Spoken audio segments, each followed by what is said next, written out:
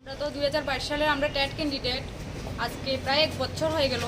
গত ডিসেম্বর 29 তারিখ আর 30 তারিখ টেট 1 ও টেট 2 পরীক্ষা হয়েছিল। তো আমাদের এখনও পর্যন্ত নিয়োগ সার্টিফিকেট দেওয়া হয়েছে, বাট নিয়োগের কোনো নোটিফিকেশান এখনও পর্যন্ত আসেনি। আমরা সিএম স্যারের সাথে দেখা করার জন্য অনেকবারই অ্যাপয়েন্টমেন্ট দিয়েছিলাম, কিন্তু উনি আমাদের সাথে মানে সেইভাবে দেখা হয়নি ওনার সাথে।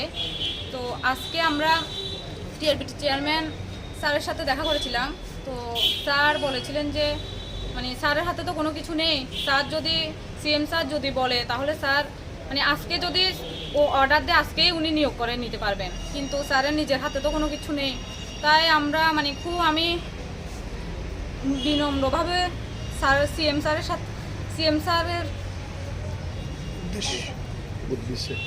স্যারের উদ্দেশ্যে বলবো আমাদের যাতে অতি সত্বর নিয়োগ করা হয় রাজ্যের শিক্ষক স্বল্পতা দূরীকরণের জন্য, কারণ অধিকাংশ স্কুলেই শিক্ষক স্বল্পতা। তো যদি আমাদের নিয়োগ করা হয় তাহলে আমরা খুবই উপকৃত হব ওনার কাছে। আর আমাদের খুবই কম সংখ্যক পাশ করেছে, প্রায় 360 জনের কাছাকাছি পাশ করেছে। তো আমাদের যদি নিয়োগ করা হয় তাহলে আমরা খুবই উপকৃত হব।